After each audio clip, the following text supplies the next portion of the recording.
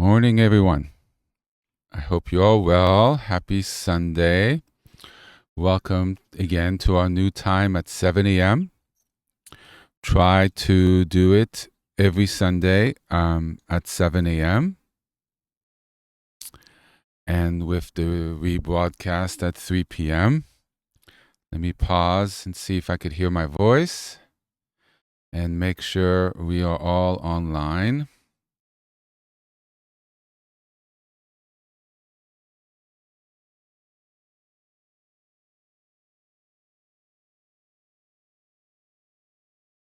Perfect. I hear my voice. So we have good news. The computer has been somewhat repaired. Another patch, another prayer, and I'm happy to have my little setup back, and should make everything much easier again. And let's hope for some smooth sailing. The guy said it was the worst water damage he's ever seen, and he doesn't know how he was able to fix it. But he was able to fix it. I literally saw burnt marks on the chips on the inside from the, I guess, the electrical short circuit that happened. But my beautiful, faithful computer is still here, and we're all still here. So God bless to that. So I'm just checking the signal here. Okay. So I'm going to take a moment and center myself and actually aim my computer towards the beautiful view that I have here, which is especially pertinent given the topic on how to work with nature and how to work with nature and be able to connect with our sort of natural environment. Now that we've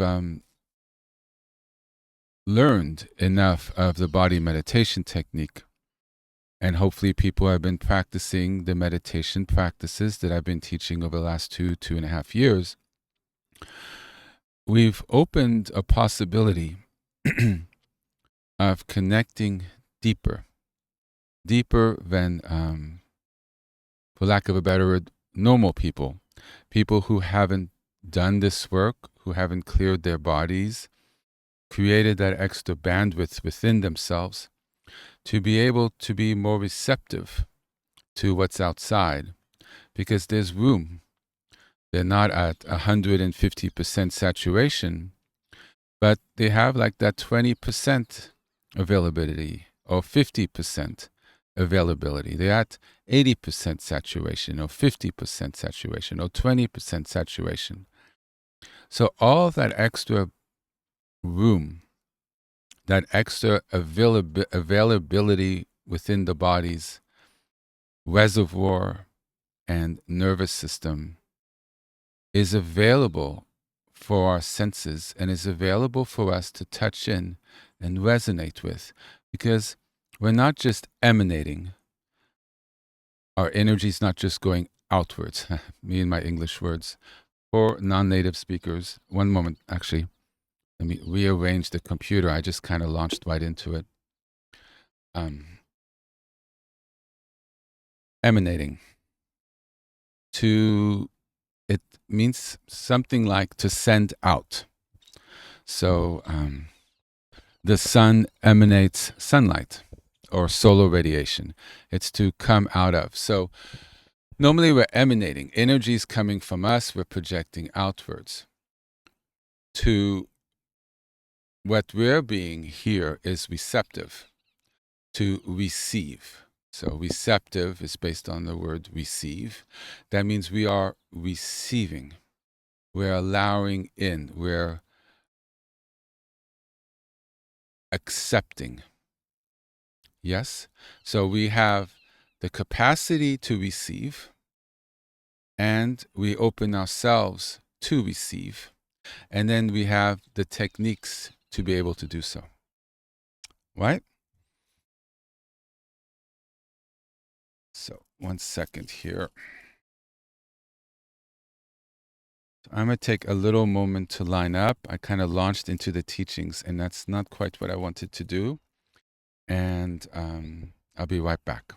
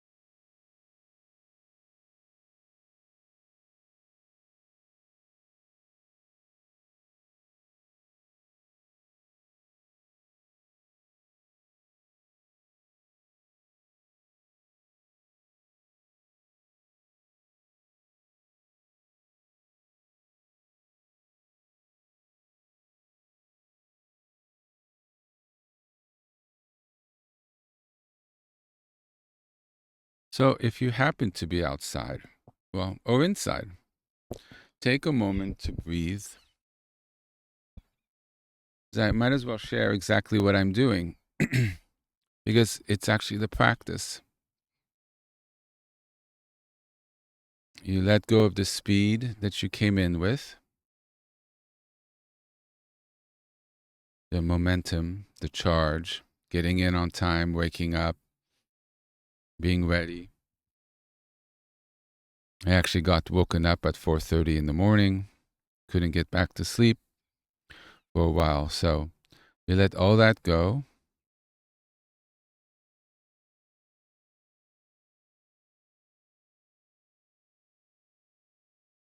I'm outside, so I'm hearing the birds that surround me, very beautiful sounding birds.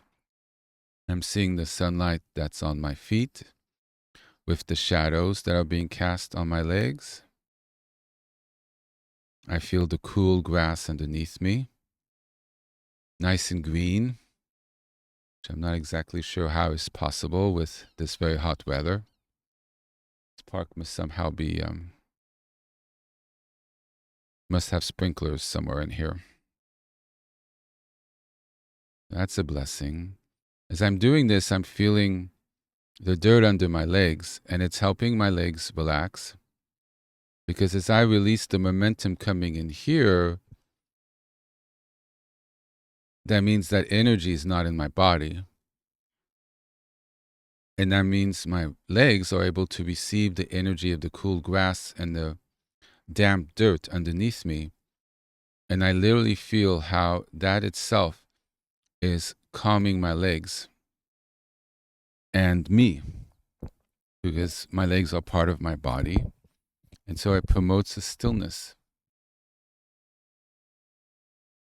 And a still body and calm energy is a calm mind. And from that calm mind, I'm able to teach. All right, it's a beautiful view. So if you're in, you should try to be doing this yourself. I'm going to set down the microphone, look at the view, and center.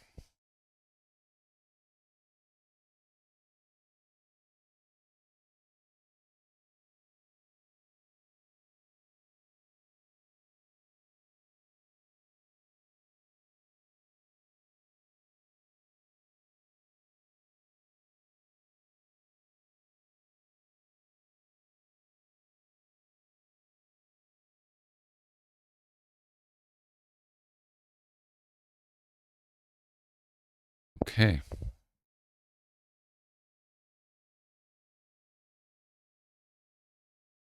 So I actually put my fingertips over my eyes. Like I've said, fingertips sort of on the eyes or a little bit above.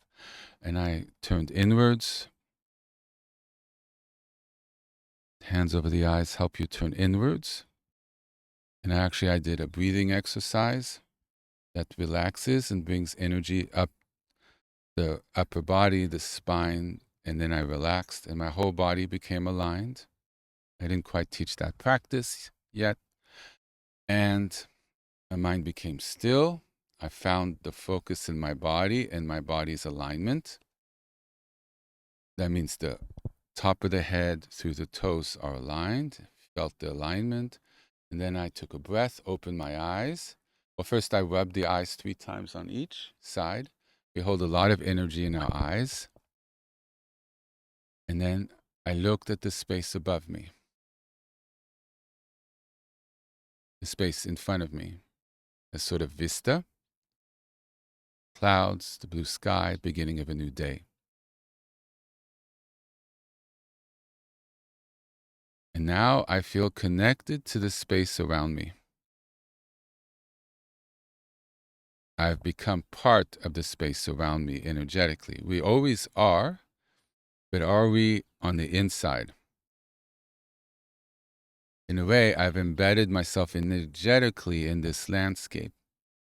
Versus I was sort of coming in, emanating. Now I'm receptive. The space comes through me, in me, and I feel the energy around me more. I'm part of the ecosystem because I've relaxed, aligned, released, and I'm receptive. So this system around me, this area,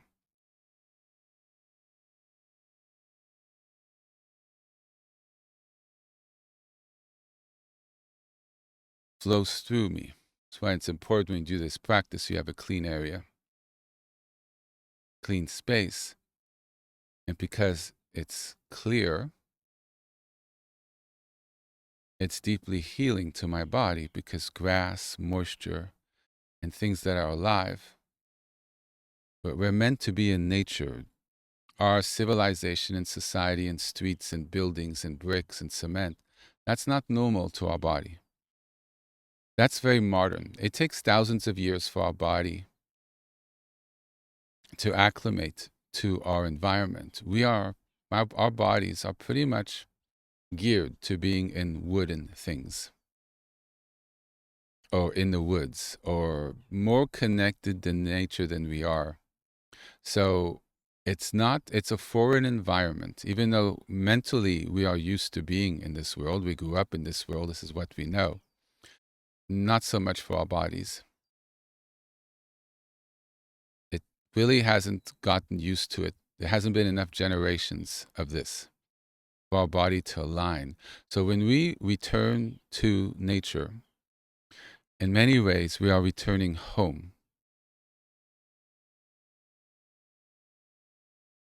And our body views it as, oh my God, it's where it feels it belongs. So when we connect and we learn to release and relax, we're allowing our body to just exhale and be like, oh my God, here I am home. Oh, and it relaxes very deeply and finds the healing of what it needs in that environment to replenish what's deficient in our cities and towns. We drive metal pieces of cars. We get honked at. We have red lights. All this instant stimulation that we have. We hear our neighbors. We get woken up at 4:30 in the morning when we only sleep 5 hours, 6 hours a night, tops. We have alarm clocks blaring. We're not following the cycle of the sun of sunrise, sunset. Even 100 years ago, people pretty much went to sleep at sunset, woke up around sunrise. Or they read a little bit into the light. But do you see, we didn't have everything to keep us up at 10, 11, midnight. These are the cycles of the body, much more geared to the natural world. So when we return, our body is able to get what it needs and hit a reset button. So when people go hiking or they go camping, It's not that they eat granola cereal, though they do, or that they're somehow 70s hippies that somehow exist in the year 2020 and some. It's that they decide to sort of reset. Now, I used to do this by traveling, seeing the world, big cities, whatever. It took me out of my normal environment to something foreign, or even foreign that I knew quite well, like when I go to France or Western Europe. But still, it's that vacation, the ability to release and let go the habits and the normal and explore different foods, different restaurants, different people, different this. It forms a sort of break, right? There's a disconnect from what we're used to and an enjoyment and a different way. And you walk a lot more, you visit parks and museums, you're surrounded by beauty. It's different. So I'm not saying it's only nature, there's other ways. All of that helps the body to sort of give a reset. During the summer, I used to go to the beach regularly. I told people, this is a different example. I told people, I said, this resets me. I'm good till November. They looked at me like I was crazy. I said, look, I live in New York City. This is detox. This is a retreat. And it was, once every 2 weeks. But the next weekend, both days, I went out to some natural beach with, using a ferry. Just a beautiful beach, and spent the day there, or on the roof of my building, sunbathing. I love sunbathing, but not with all this horrible UV that exists nowadays. It's just really intense. But and it was the Northeast, so whatever they call sun isn't what's happening here in California. So it's an ability to relax and release under the sky, by the waves, by this, and it's deeply healing. So I kind of cleared the winter. I cleared the stress of work. I cleared what I was holding, went into the fall till about November. I started feeling it again. And then what did I do for December? Because cold weather and everything is hard. I can't really handle it because I grew up in California. I went off to a winter destination, and I'm not talking skiing, I'm talking sun. So Mexico or Florida or somewhere where I could be in the sun, in the heat, and I love the ocean, by the ocean. Or went off to Peru or wherever where it's warmer. Get that healing, that reset, and then I was good till about March, April. Well, then there's spring. So I learned how to work with my body to find little patches of reset. When I came back to New York City, I'll give an example of summer. Right, so I go into the summer. New York City has had its way with me by then. I'm all engaged. I'm spinning with the city. I'm walking a little too fast, talking a little too fast. I think differently. I've sort of caught up in the New York City mentality. I go through the summer, or even after a couple weekends, suddenly I'm doing the city. The city's no longer doing me. I'm on top. I'm not so much absorbing and becoming the city and its energy and its people. I'm emanating. I'm controlling how more I'm engaged. I'm less receptive to the city because I've refound my center. So just because you're receptive doesn't mean you're receptive to everything. It means you refound your center and you're growing in the strengths within yourself.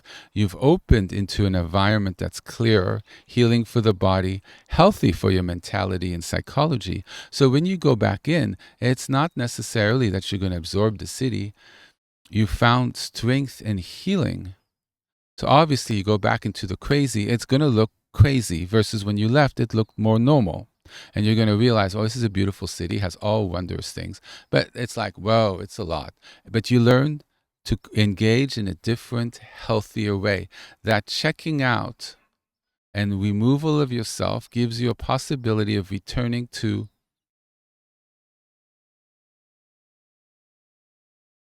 a saner way of being.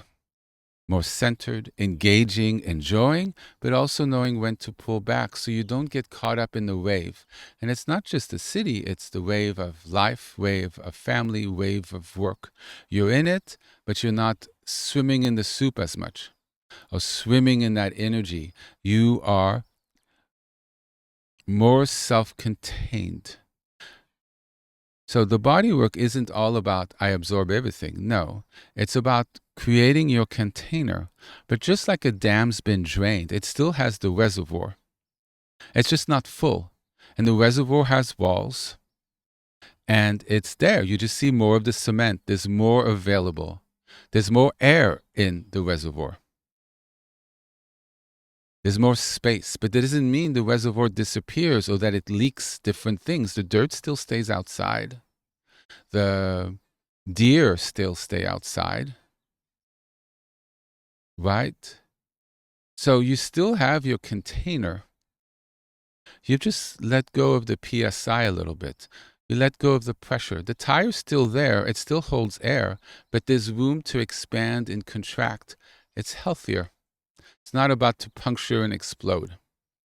Does that make sense? So when we engage with the natural world, we avail ourselves. Lord. We engage with the possibility of what's being offered. We say yes to something that's being offered. That's not discussed as much today. Everybody's at home. Everybody's on their phones. Everybody's, playing tennis or golf. Well, golf is in nature, see? And tennis is on the court, and it's a little different. It helps. Exercise really helps too. Cardio helps. Cardio, if you do it mindfully and you try to relax and let the energy through and get the heart rate to a certain level, it's very cleansing. It clears the mind. You think clear. The stress leaves. Well, that clears the reservoir. You see, you come back from a retreat, you go back into more cardio and exercise or walking or whatever, that keeps you clearer. Now be careful, there's all sorts of respiratory diseases out there, so be careful what you're breathing in. You have to use your own judgment on that. Going to the gym isn't quite what it used to be, but there's a lot of ways to avail yourself with health and maintaining the sanity. So, when we go into nature,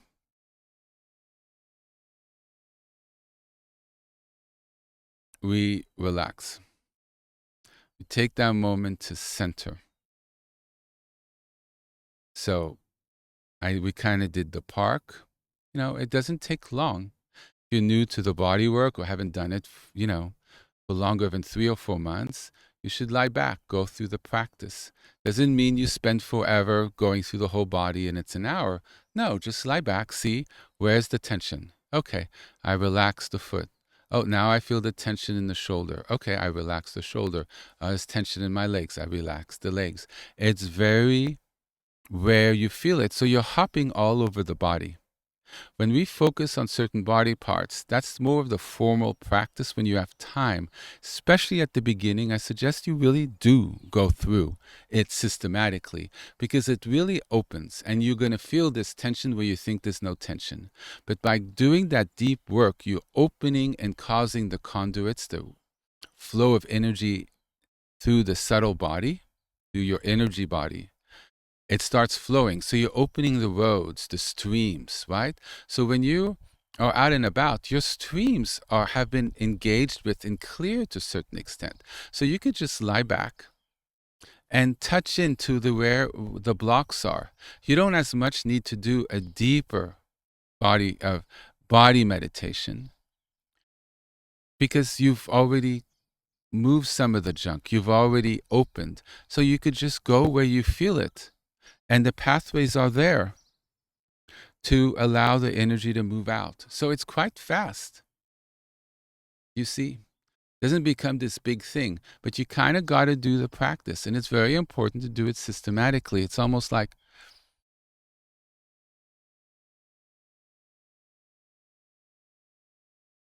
Yeah, it's like you're learning something. You got to put in, do it, and then it's already open and available, and poof, it's really fast. Like I did it in, what was it, 40 seconds, 30 seconds for the whole body. But I also do other practices, and it's been a while, but it's easy. So I'm going to be talking about going out in nature. But I'll also be talking about places like the beach and things. So I have notes to prod my mind and make sure I hit what I want to hit, or discuss rather, what I want to discuss. So I think I touched on the opening up point.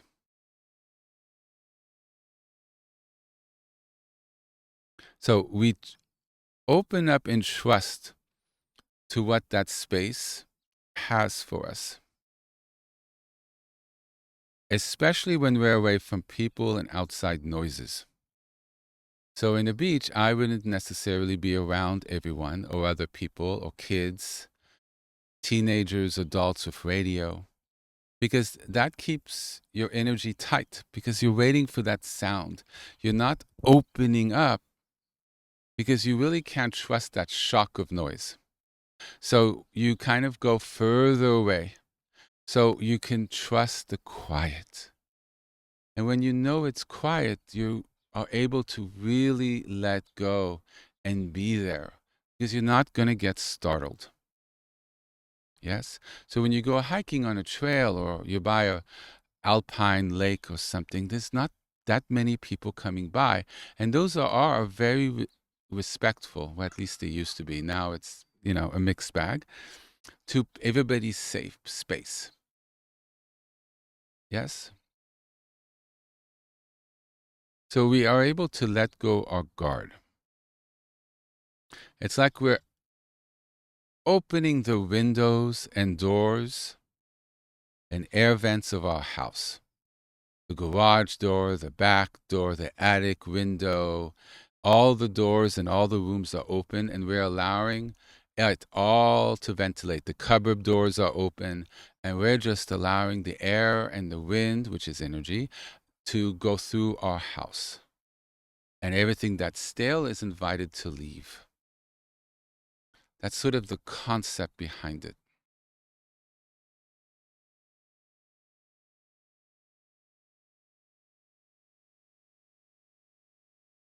Helps if I put on my reading glasses.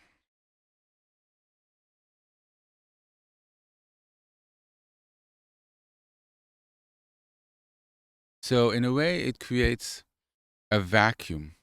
There's space around us, so that openness allows our energy to go out.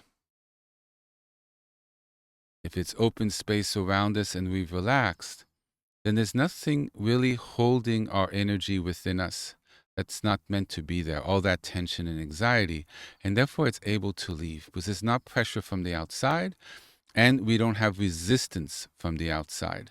So that open space really is an open invitation for a release and letting go, and helps the body work when you get back into the normal world, the body meditation and everything, because you've really helped clear some of those streams in a deeper way. It takes the algae off our reservoir. It takes some of the grit and dirt and stones away because there's a deeper flow, a faster flow through the streams. Therefore, all the gunk that's in the streams gets blown through and out. Yes? And there's certain environments that do that in a more intense way.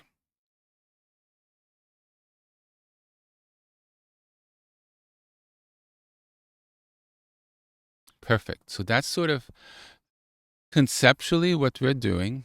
This is very real, thousands of years of history on this. I personally have experienced everything I'm about to share, and I hope you know that I'm pretty grounded. And by hearing it, you have an idea of what to touch in or what to see. Most people are not going to have the intense experience that I have with these things, because I go really deep and I have the techniques and I have trust. But you start slowly and lightly just to investigate. And if it ever gets to too much, you remove yourself from an environment. And of course, if you have certain medical, psychological issues, these might not be the best exercises for you, or it might be. But you should really check in, because everybody's different. So you should check in with your practitioner and make sure, these exercises are for you. But for most people, it should work and should be helpful. And just be mindful, there's levels to these experiences. So let's give a clear major experience. I went to Yosemite a couple years ago, and Yosemite is full of granite, the type of rock. I didn't know too much about granite. I don't think it really exists on the East Coast. And granted, when I went to Yosemite last time when I was 16, I didn't feel it at all. I didn't have the receptivity. I had a lot of density in me and just was whatever, and, didn't even particularly notice the ground. But when I went, I was much older than the practices. And so I go camping. So I went with my little tent. The pad beneath me wasn't adequate. So I was pretty much sleeping bag with the pad deflated on hard ground that was still very cold because the snow had just melted. Yes, it was a fun evening. And I didn't have the right tent. I did not have a winter tent. So the wind was blowing in. It was an intense experience, which makes for a very tense clearing experience, because the body is somewhat under tension. And the intensity of the granite I felt. I never knew granite could be such a more high-powered stone. And I had nightmares for 2 or 3 nights. I don't tend to have nightmares. They were intense. They were things from my past. I don't even know what was going on. And I was being worked over. And during the day, the granite was like this pressure against my body, and my mind was racing. All sorts of emotions came up. A deep healing and clearing, basically. After day 3, from the pressure of the night and pressure of everything, I suddenly felt this huge release of energy out of my body. I was just like, oh my God. And I literally saw almost a cloud just leave. I felt 30 pounds lighter. And then I was able to resonate with the trees, and it was so beautiful. The granite didn't affect me anymore, and I had the most beautiful dreams. But that intensity, and the reason I describe one of the more intensive experiences of my entire life, was to show what's possible with the practice. Most people around did not feel anything. So there is a spectrum, right? Or they would have gone to their cars, or they're sleeping in a hotel. But this was, basically, if I wanted an intense experience, it's pretty much what happened. And it wasn't particularly intentional. Being cold at night, the whole shebang kind of put the body under a certain amount of stress. And then finally the body kind of cracked and let go. And because I was under so much stress initially, it was hard for me to really be in the Yosemite environment and be receptive to it, because I was just all a very internal process. And this process can be very internal. You're turned inwards. But once it flows out, then you have so much space in your reservoir, because the floodgates sort of opened and released the pressure. And it just went through the whole body and out. And then I was able to resonate with the trees and the rocks and things. And then I would put my hands on the granite, and I could really feel what its properties were. But before, I really couldn't. I remember I was putting my hands on the granite on a trail, and this sort of, I don't know, Instagram couple, YouTube couple, all preppy, Lululemon, the whole shebang, literally looked perfect. beautiful woman, beautiful man, whatever. And I remember I was putting my hands in, I closed my eyes to kind of see what I can feel, which is very possible when you're receptive. And I remember the man turning to the woman, and they were like in their early 20s. She told her, don't look, don't stare, don't stare. Look forward, keep walking. I, I had the deepest chuckle. And it does look foreign to people. You know, I used to think, wow, that's really strange. But then you get an understanding and you realize it's really not. When you touch a tree, you can feel the energy within it, the wood, that it's alive. Why now I'm sitting under several trees and I could feel the energy of the ground underneath it and the trunks and things and the life, because underneath the ground are all these roots, the older trees. And it has a certain thing that our body, even if you can't feel it, I guarantee you 100% your body does. And it's very healing because our bodies don't get that inside of our homes or our cars. We're surrounded by plastic and linen and cloth and plaster and stone and bricks and, paint. It's not quite what it's used to.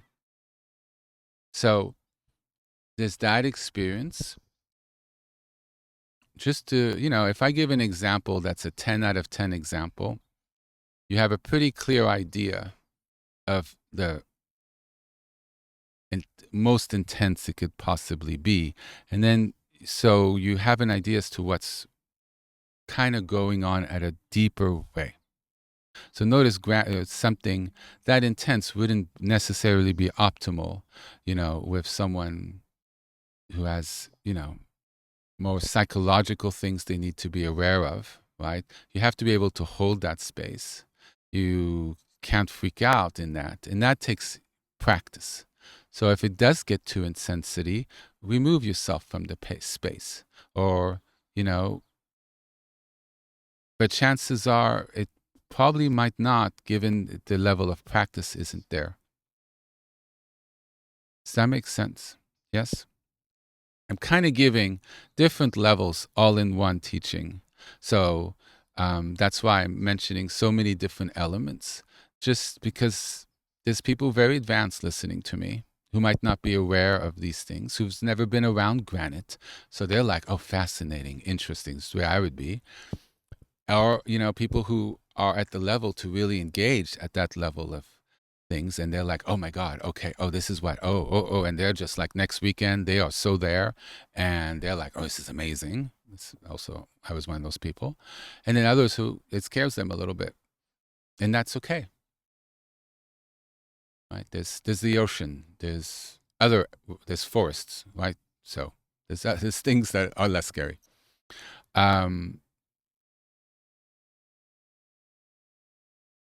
So I had a similar experience in the high desert. High desert is a high altitude desert, 3, 4, 5,000 feet high. Joshua Tree is one. That was an intense experience as well. It wasn't granite. There was something about that location.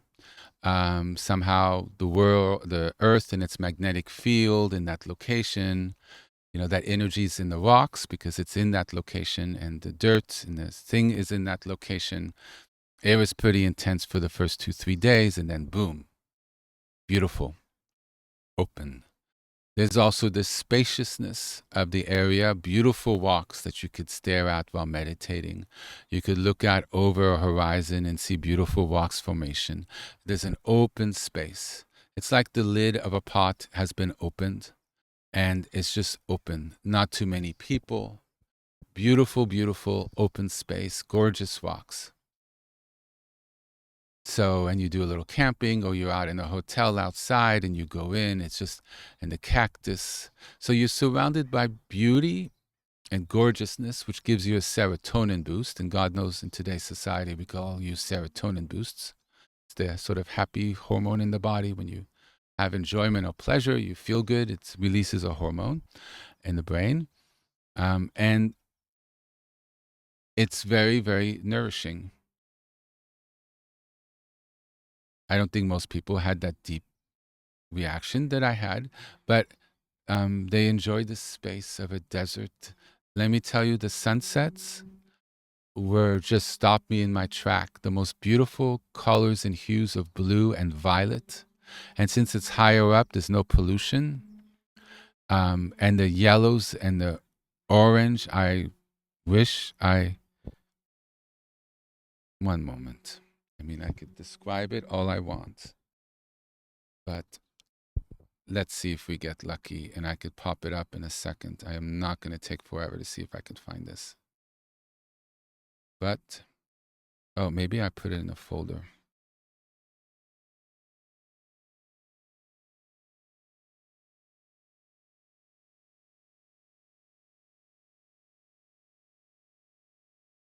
So, the gorgeous beauty of what we experience is medicine. It helps us.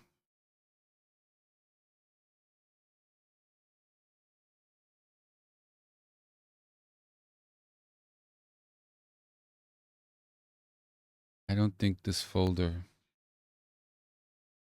goes back far enough for this. So it's more than the energy, it's how gorgeous it is. It's the experience of camping. Oh, shalom, shalom.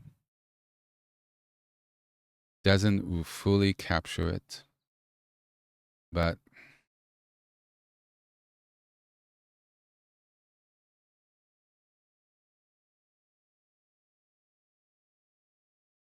so I was preparing my tent for the night and bingo. You know, why not have a little show and tell, right?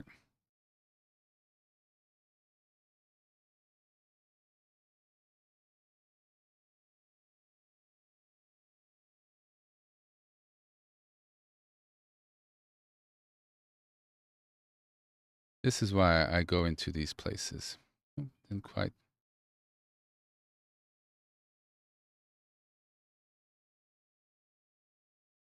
people who might not have the opportunity see. Joshua Tree is in the desert of LA, about 3 hours south, about 2.5, something.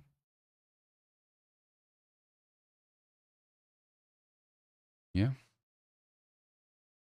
And then this.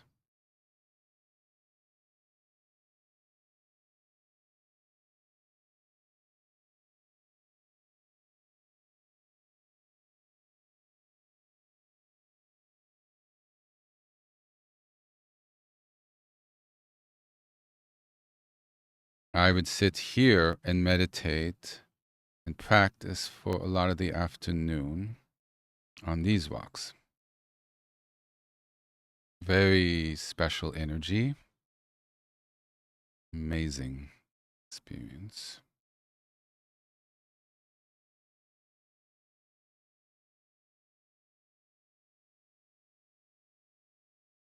Yeah. And then I would look out over the vista, the Joshua trees, everything. So, what does this sort of do to the mind? What does it do to us psychologically? All of these things, these are really sort of important. It helps our reservoir to calm down and reset.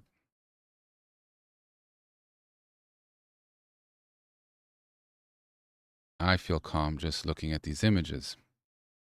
Wow, there's so many. Wow, this really, um, maybe two more. Well, one more here. I really didn't get a chance to edit these pictures to fully bring out the beauty.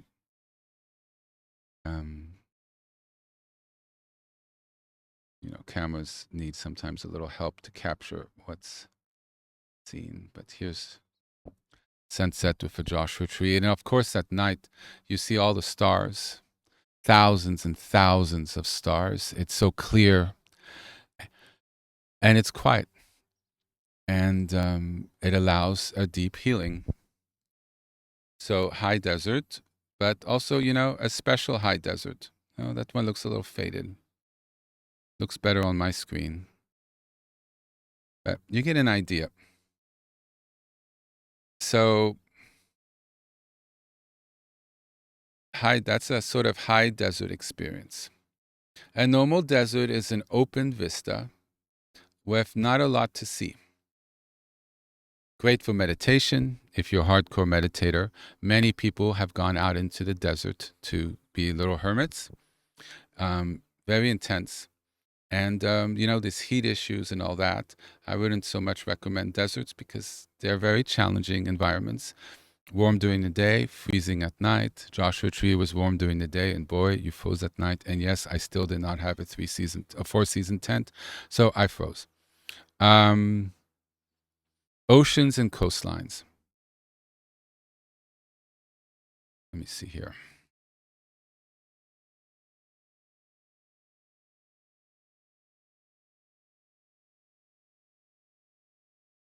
Yeah, so the deserts is a lot of solitude. You really have to look inwards and deal with yourself. Oceans, all the salt, salt like salt baths, Epsom salts, remove energy from the body. Just the properties of salt. It's well known. So you go into the ocean, you release a lot, then you go sunbathing on sand where the ocean cleans every day and every night when the high tide, and it's very clean. So it's a lot of release because the whole environment's about release. You've got the water, you got the waves. The waves are white noise, which calms the mind. You could see dolphins go by. You'd see, little sea otters and things and seals going by. If you live in a place where it has those animals, it's wondrous. And if you're a little away from people, it's very calming and relaxing in the open space as well. Lets you go inwards, beautiful place to pray. I used to tell people, the beach is my temple, my cathedral. It's a great place to connect with God and yourself and contemplate and touch in with a deep wisdom that's within us. And if the UV is not too high, I love sunbathing, but, that's, my thing. Deep forests. Very grounding, gorgeous. Trees have an energy. It has a primordial feel, primordial, like early, sort of before formation, very virginal feel to it. And you feel the moisture, the plants, you could smell the leaves. It's a very deep sensory experience, could feel a little more damp, but then you feel the moisture. I love forests. There's streams. There's, you'll find little rivers. There's all the animals that live in these places. Hawks, owls, falcons, eagles. Just gorgeous. Same with the mountains are these animals. And these animals are in the desert too. And so you hear the squeaks of an eagle. Just wondrous. You're able to distinguish between a falcon, a hawk, and an eagle. And vultures and things. And before they're all the same until you look at different and you see, hold on, they're all a little different and then you start understanding the beauty of the different species and the color of red that's also brown. And you see how huge the claws of a talon of an owl is. And you're like, oh my God, of an eagle, you're like, oh my gosh. And you just see how big they are.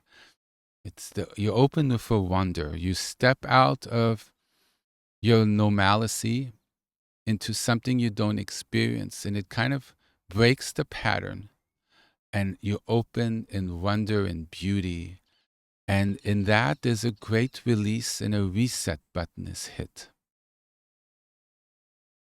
And then you might get hooked like I am. So be careful. And you want to do these things. Mountain peaks and high elevations. There's a lightness of being. The higher you go, the oxygen is less. So it takes a while, a day or two to get used to it. There's less density. You feel lighter up there, and it's less dense. This oxygen is, the air is thinner, tends to be cooler. There's no pollution. There's more stars.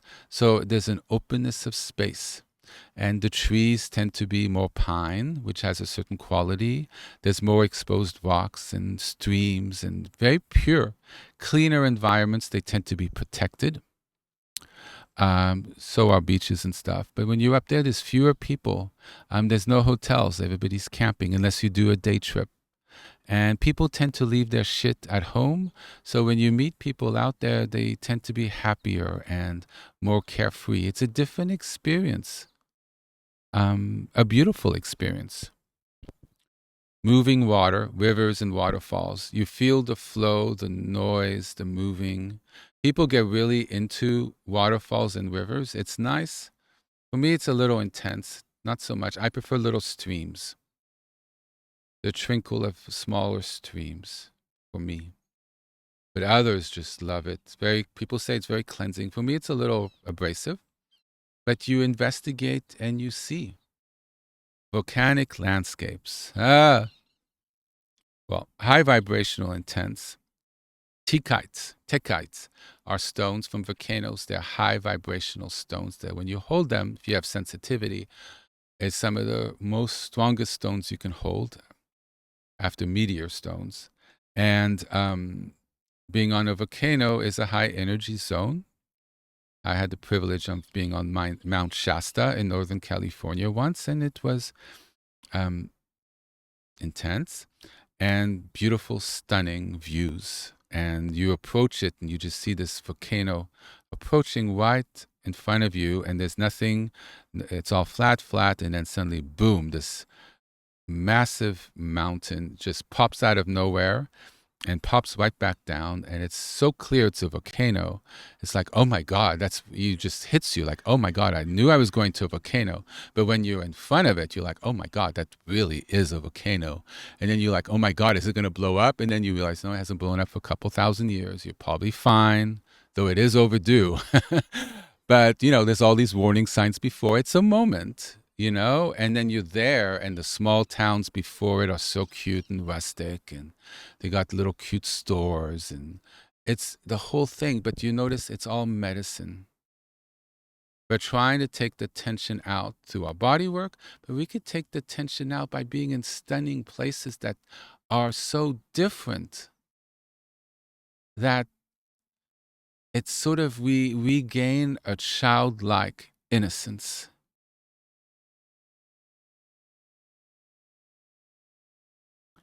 We become more childlike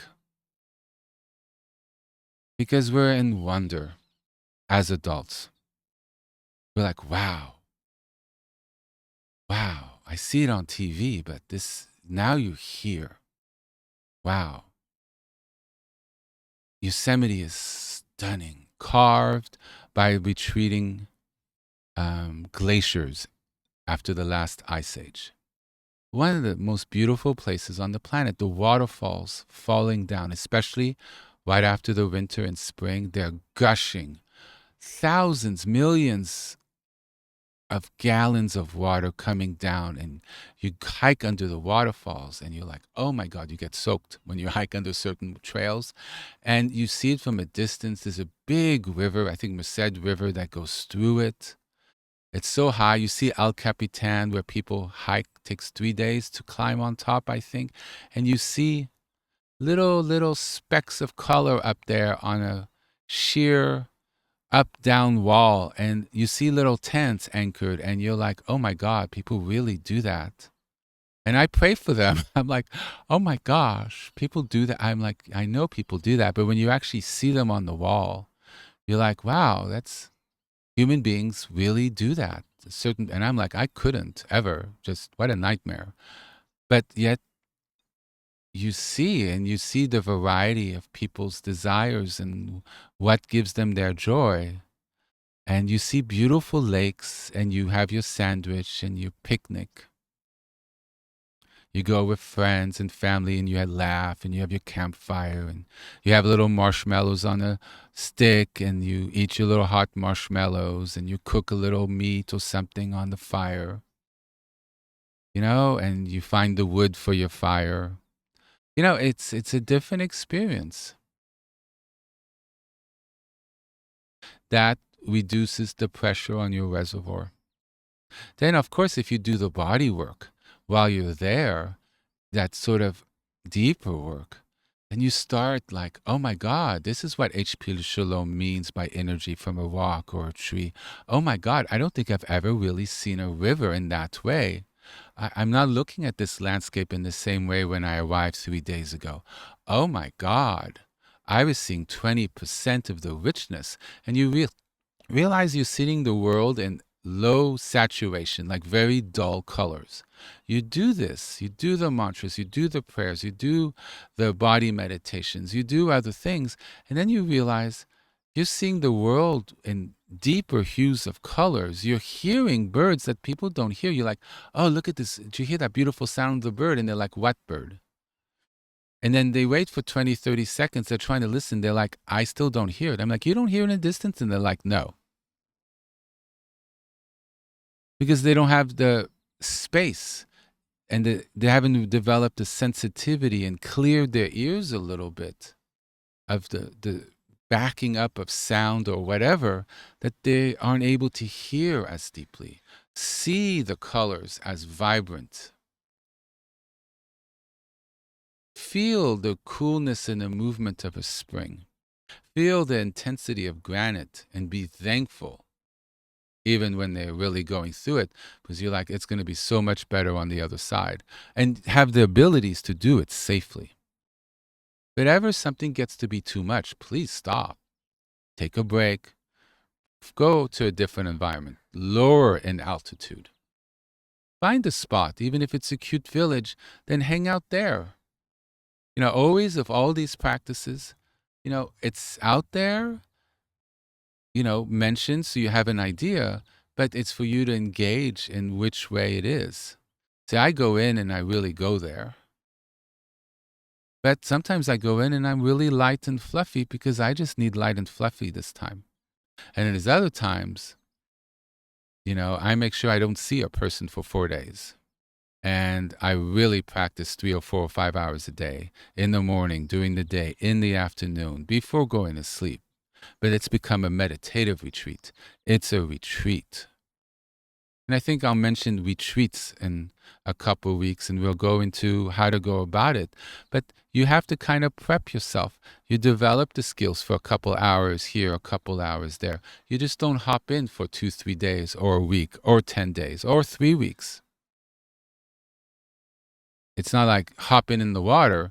You got to develop the skills. You got to ease into the water and have, you try it for just 5 days. 5 hours at home or a day at home, turning off the phone and practicing, praying, reading, being internal process, internal feeling, opening yourself up, working slowly. You learn to slim. Takes time. Start on the shallow end, you go to the deep end, then you go off into the ocean. Like I gave that analogy a year or 2 ago, 3 years ago. It's been a while. You start and then you move and you progress. This is kind of showing the possibility and also pointing to when, you could really go there. But there's a whole process and there's gentleness, because the point is to relax. There's techniques that could be more intense, or places or environments. And people, I doubt, have the same experience I had in Shasta. And I know people who describe it and they had a million times more intense experience than I have. But it's where you're comfortable. because we're not there to make more blocked streams, to clog our dam, to make sure those floodgates that gush out the water are shut even tighter. We're there to loosen and relax. So it has to be enjoyable, full of wonder and delight, full of inquiry, and feeling comfortable even when it's more intense. And knowing to say, okay, I've had enough, I'm pulling back a little bit. See, it's all a dance. You're a beginning dancer, you've been doing it for a while, you're more advanced. Each has the level of comfort. And if you're more advanced, but you're just not feeling it today, well, you do a medium level dance and you go slower because you're not in the groove. Do you see? Yes? And that's true of all the techniques. And you know when to go to a teacher or to go to a specialist because something feels a little off and you need some help. It's intelligence and wisdom, which is the same for work. You feel out of your depth, you go to a mentor. Something feels off, you go to a specialist. You go where you feel comfortable and yet you push yourself a little bit, so you grow. See, everything in life. Your kid has a cough. Well, when you're a new parent, it's panic. You take to the emergency room. The doctor says it's a cold. Just calm down. There are books, right? This is your second child.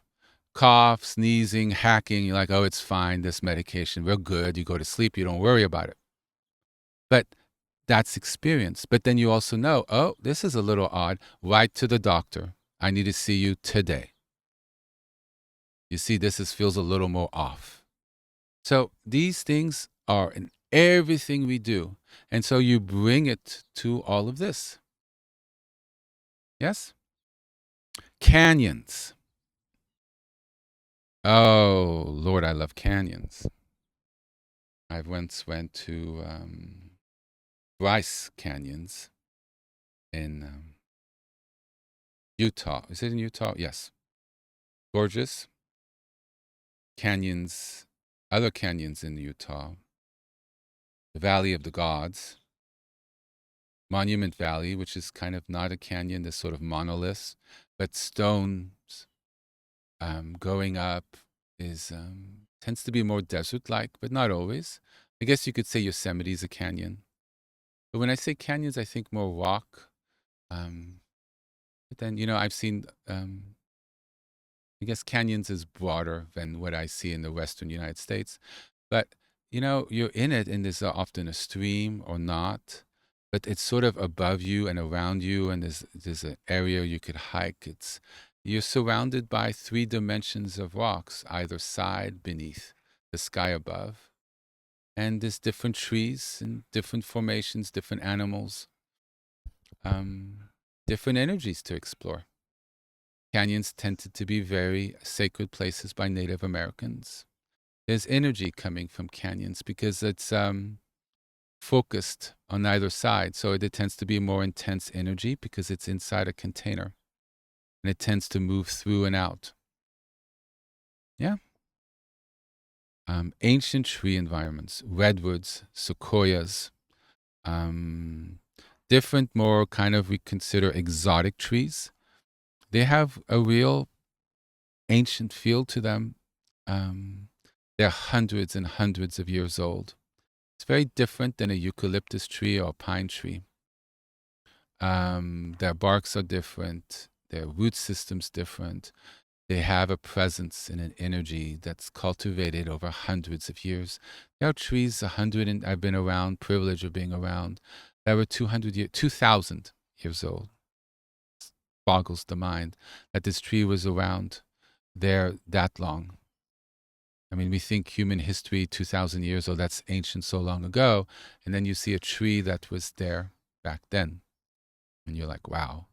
Regularly, the tree's 1,500, 1,400, 800 years old. And you look how high they are. And they're just there living in that same spot for so long. And you feel it. It's sacred. To kind of,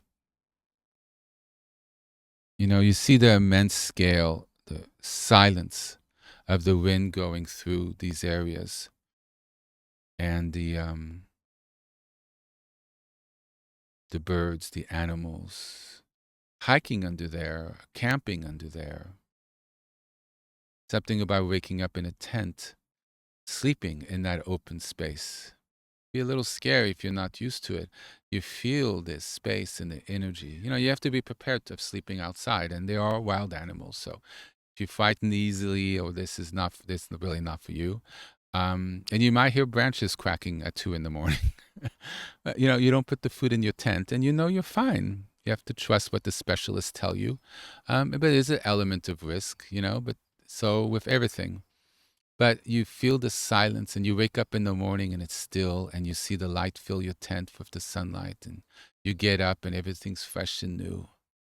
And you see the sunrise and sunset, and you have your campfire. Very healing, very reset button. But then, I like these things.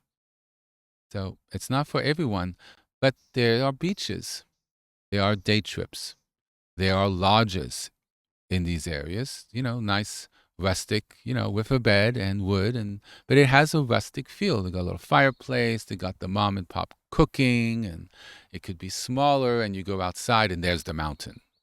Boom. So you are in a more controlled environment, but you also surrounded by nature, breakfast by outside, dinner outside. They might have tours. It's different. We are detoxing from what we're used to.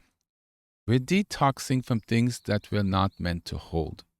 So by detoxing, we're clearing ourselves of energies that just are not, they're toxic. Detoxing, removing toxins. And these places help. And they're all a little different. And there might be places I haven't mentioned. Rainforests. Oh, Lord. Don't get me started. I once had the privilege of being in the Braintree. I told you I like to travel. Braintree Natural Preserve on the northern part of Queensland in Australia.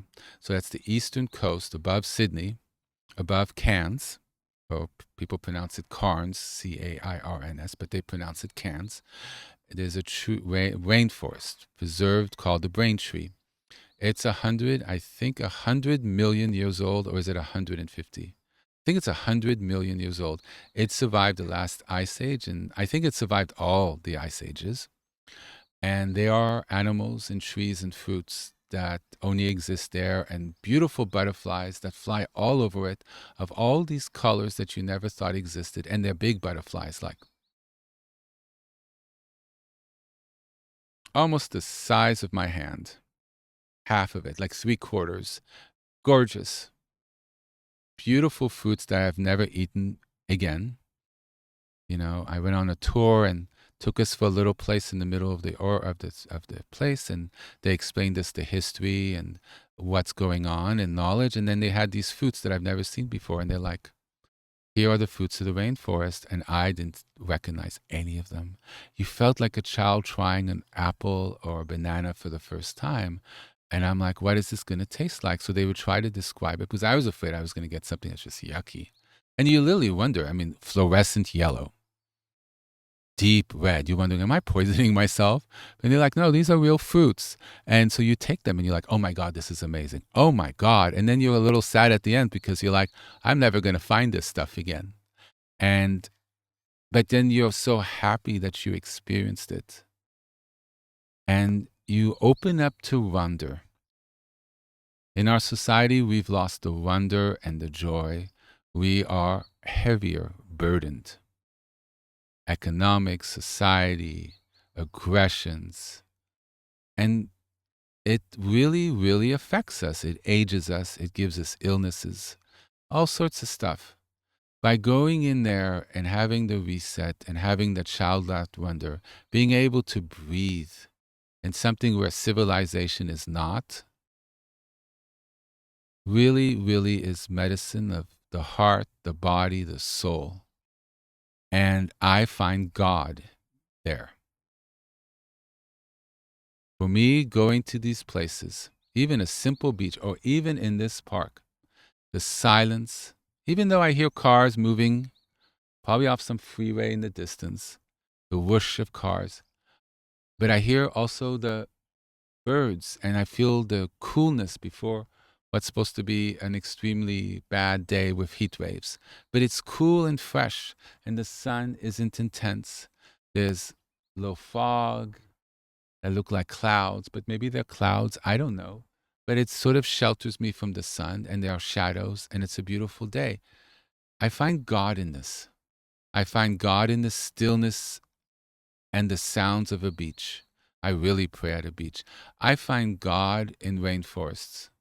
I find God in redwood forests, by the tree, by the granite, in the desert. I tend to be very religious, but you could also just find peace and wonder and spirituality, a pure form of yourself. And if you feel called to pray, after you've opened and cleared, you will find that there is a very clear connection sometimes, that you really feel the presence with a capital P. It's inside, you could pray outside, or you just feel it in your heart. You cleared enough of the smut that you can feel the stained glass of your inner cathedral, the altar of your temple. You feel the walls, you feel the sacred around you, in you, and you just bow, you're able to just pray. You just pray, you feel it, and you know that this is really a deep prayer, and it resonates. These can be really beautiful places of connecting with Hashem, with Adonai, with Elohim, with Abba, with Yahweh, with Emmanuel, with El Shaddai, whatever name you wish to call him, in whatever way you resonate with him, in whatever form you choose. Free prayer, which tends to be my preference for me personally, just praying what I feel called to pray, with also, formulaic prayers that are written by religious people that are, of certain formula. For some, that's more their thing, and people mix both. But what's important to touch back into the more religious aspect, what's really important is you have that connection. We're draining the reservoir. We're doing these techniques. Body meditation will so help connect deeper with the mantras of God, because you've become more open and receptive, and therefore you'll be able to feel it. And it'll make it more powerful for you, because it's less for these energies and blessings to have to work through, because you've cleared some of it. And so when you go into these places, you're able, in your own life, when you go back into society, you're able to keep that space alive within you. And you've developed the skills so it lasts longer afterwards. There's that glow and momentum coming out of it. And ultimately, all this work, draining of the reservoir, is so the Shekhinah that lives within, that temple that lives within, could always be felt and accessed. And you realize you're never alone, that the blessings and God and that hotline to God, that red phone that you pick up to God when the shit get real, works. Or just to say hello, or just to say thank you. It's no longer words that just, where's this going? But you feel like it's going somewhere. It's not scattered.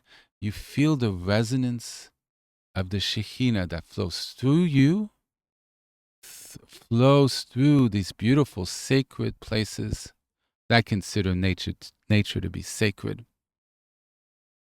in a very pure way because they're untouched. But it also flows through the trees and the parks. The Shekinah is in everything, even the pollution, even our cars, even the paint on the walls, even, can I give an analogy that's a little more shocking? Even in the poop, in the shit. I know, might shock, but in everything is the essence of life, which is God. Otherwise, it won't exist. In the way we learn to find the sacred in all, even if it's off, because in it, for it to exist, for it to be, there is a life. And in that life, there's divinity behind it. This took me quite a while to understand, and even I'm a little afraid I might not have quite said it perfectly because I did not study it before I said it. But in the majesty of God exists in the beauty of life, in all its processes, in all its movements, because it came from the breath, the ruah of life. And when we go to these beautiful places, we are able to touch in with the essence of ourselves and ultimately with the essence of God and His care and love for us all. May we forever be blessed. Amen. So, thank you very much for joining with me today. I hope this is of benefit. And I wish you all a very wonderful week. It's been a pleasure, as always. Highlight of my week. And I wish you all a blessed week. Bye-bye.